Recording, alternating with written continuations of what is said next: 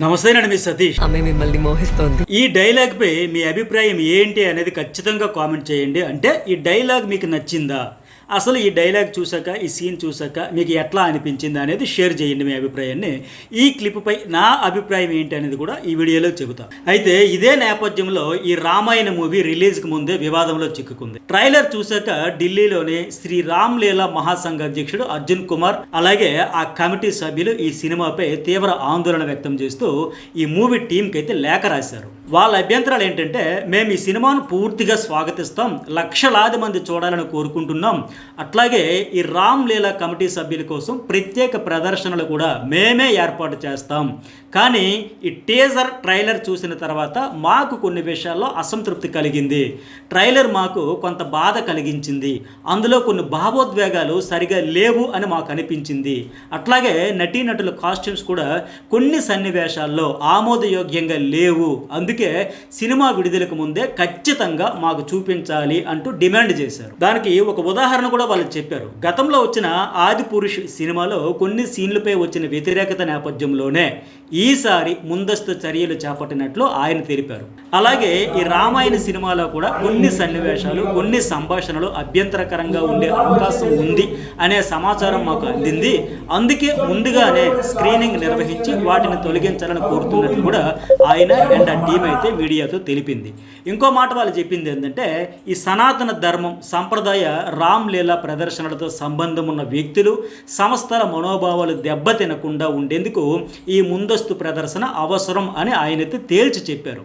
ఒకవేళ తమ అభ్యర్థన ఈ మూవీ మేకర్స్ పట్టించుకోకుండా సినిమాలో అభ్యంతరకర సన్నివేశాలు ఉంటే ఈ రామ్ లీలా మహాసంఘ్తో పాటు ఇతర హిందూ సంఘాలు కలిసి థియేటర్ల వద్ద నిరసనలు, ఆందోళనలు చేపడతామని అర్జున్ కుమార్ హెచ్చరించారు. ఈ రామాయణం ట్రైలర్ వచ్చిన తర్వాత సీత పాత్ర వేసిన సాయి పల్లవ్పై విపరీతమైన ట్రోలింగ్ అయితే జరుగుతుంది. ఇప్పటికే నేను ఒక వీడియో కూడా అప్లోడ్ చేశాను. అయితే ఆ వీడియో కింద కూడా సేమ్ నేను చెప్పిన పాయింట్తోనే 90% మంది అగ్రీ అయ్యారు.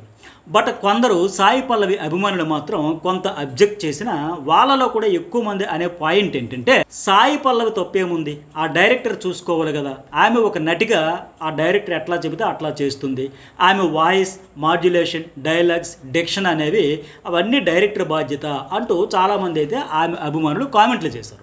ఎస్, ఇది పచ్చి నిజం. నేను కూడా దీంతో అగ్రి అవుతాను. ఎందుకంటే సీత పాత్రకు ఆమెను ఎంపిక చేసినప్పుడు అలాగే ఆమె డైలాగ్స్, మేనరిజమ్స్ అన్నీ కూడా ఎలా ఉండాలి, వాయిస్ ఓవర్ ఎవరితో చేయించాలి అనేది వాళ్ళు ముందు పక్కాగా అన్ని విషయాలను చూసాకే రెడీ చేయాలి. 1000 కోట్ల బడ్జెట్ పెట్టి తీసే సినిమా విషయంలో బేసిక్ పాయింట్ను మర్చిపోతే ఎలా? కొన్ని కోట్లాది మంది చూసే ఈ సినిమా విషయంలో చాలా జాగ్రత్తలు అయితే తీసుకోవాలి. కాకపోతే ఇక్కడ పాయింట్ ఏంటంటే, ఆ డైరెక్టర్ తెరపై కనిపించరు, ఆయన చేయించిన నటన, చెప్పించిన డైలాగ్తోనే సాయి పల్లవియే అందరికీ కనిపిస్తుంది. సో అందుకే ఆమెపై ఎక్కువ ట్రోలింగ్ జరుగుతుంది. కానీ ఈ విషయంలో సాయి పల్లవిని మాత్రమే నిందించడం సరికాదని కొందరు అభిప్రాయపడతా ఉన్నారు. నా అభిప్రాయం కూడా అదే. అయితే ఇప్పుడు కేవలం ట్రైలర్ మాత్రమే బయటకు వచ్చింది కాబట్టి దానిపై వచ్చిన ఫీడ్బ్యాక్ను బట్టి ఆమె వాయిస్ సహా అన్నింటినీ మళ్ళీ రీరికార్డింగ్ చేసుకోవచ్చు. అట్లా అయితే చాలా వరకు నష్ట నివారణ జరుగుతుంది. మీకు లేటెస్ట్గా ఒక 2 ఉదాహరణలు కూడా చెప్పనా?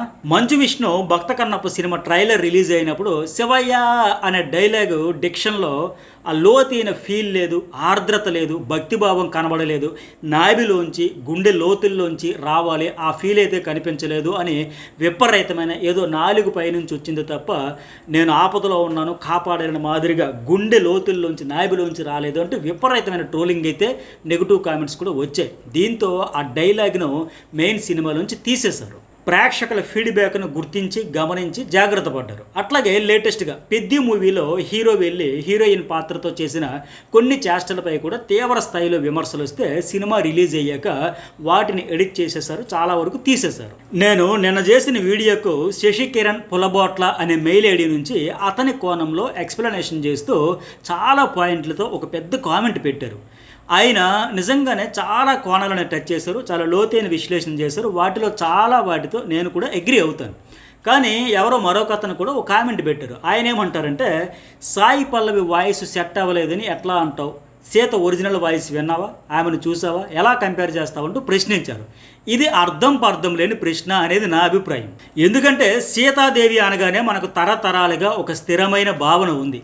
ఆమె ఎలా ఉంటుంది, ఎలా మాట్లాడుతుంది, ఎలా హావభావాలు ఉంటాయి అనేది ఎంతోమందిని చూడడం ద్వారా మనము ఒక స్థిరమైన భావనతో ఉంటాం. ఆ భావన సాయి పల్లవి వాయిస్లో కనిపించలేదు. పైగా స్టార్టింగ్లో అడిగిన ఆ సన్నివేశంలో ఆమెతో ఆ డైలాగ్ చెప్పించడం కూడా అస్సలు బాగా అనిపించలేదు. ఆమె మిమ్మల్ని మోహిస్తోంది. మరి నాకైతే సీతాదేవితో ఎలాంటి డైలాగ్ చెప్పించడం అస్సలు నచ్చలేదు. ఇప్పటి వరకు మనం ఎలాంటి డైలాగులను సీతాదేవి పాత్రల నోటి వెంట వినలేదు. ఒక రకంగా చెప్పాలంటే కాస్త ఎబ్బెట్టిగా అనిపిస్తుంది. మరి నాకే అట్లాగా అనిపిస్తుందో మీకు కూడా అలాగే అనిపిస్తుందో అనేది కూడా ఖచ్చితంగా కామెంట్ పెట్టండి. అయితే ఇది సాయి పల్లవి తప్పు కానే కాదు, ఆ డైరెక్టర్ తప్పు.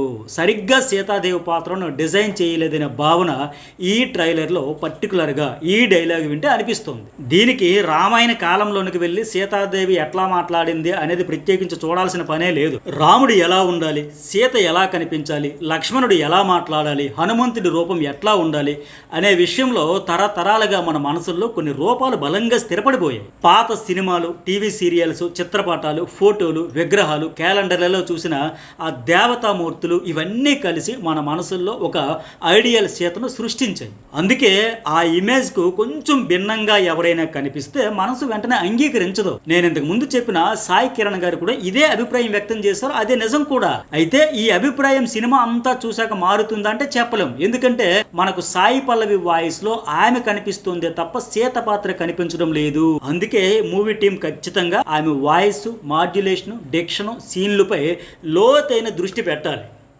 అవసరమైన మాడిఫికేషన్స్, ఎడిటింగ్ చేసుకోవాలి. నష్ట నివారణ అయితే ఖచ్చితంగా ముందే మేల్కొని ఆ పనులైతే చేపట్టాలి. ఇప్పుడు చాలా మందికి రామానంద్ సాగర్ రామాయణంలో సీత అంటే దీపికా చిక్లియా గారే గుర్తొస్తారు. ఆమెను చూసినప్పుడు కొంతమందికి నటిగా కాకుండా సీతమ్మ తల్లిగానే గుర్తొస్తారు. ఆవిడ చేసుకున్న పుణ్యమో అదృష్టమో గానీ దశాబ్దాల క్రితం ఆ పాత్ర చేశారు. కానీ ఇప్పటికీ ఈ దేశంలో దీపికా చిక్లియా అంటే సీతాదేవి పాత్రధారిగా ఎంతో గౌరవం, అభిమానం, ఆధ్యాత్మిక భావన ఆడియన్స్ లో బలంగా ఉండిపోయాయి. అది ఆమె పూర్వజన్మ సుకృతం అనుకోవాలేమో. ఆ సీరియల్, అందులో పాత్రలు, నటులు ఎప్పటికీ మరిచిపోలేని ఒక మిరాకిల్ ఆ సీరియల్ ద్వారా క్రియేట్ చేశారు. మన పాత పౌరాణిక సినిమాలను గుర్తు చేసుకున్నా అదే అనిపిస్తుంది. ఇప్పుడు ఎన్టీఆర్ ఉన్నారు, శ్రీకృష్ణుడిగా, శ్రీరాముడిగా కనిపించినప్పుడు తెరపై ఎన్టీఆర్ కనిపిస్తున్నాడు అనే భావన అసలు ఉండేది కాదు. ఆ శ్రీకృష్ణుడు ఇలాగే ఉంటాడేమో, శ్రీరాముడు అంటే ఇతడే అనే నమ్మకం ప్రేక్షకుడికి కలిగేది.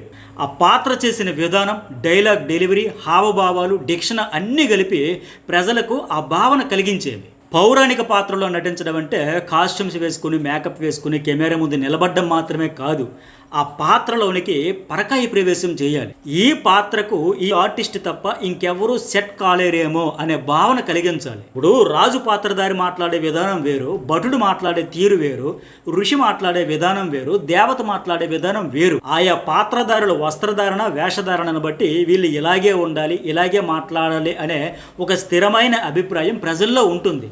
అలా కాకుండా రాజు భటుడిలా మాట్లాడినా, భటుడు రాజులా మాట్లాడినా అస్సలు అతకదది, ఏం బాగోదు. ఇప్పుడు సాయి పల్లవిని ఎంచుకోవడానికి ఇది పాన్ ఇండియా సినిమా కాబట్టి తమిళ, తెలుగు, మలయాళ భాషల్లో మంచి మార్కెట్ వస్తుందనే ఆలోచన కావచ్చు.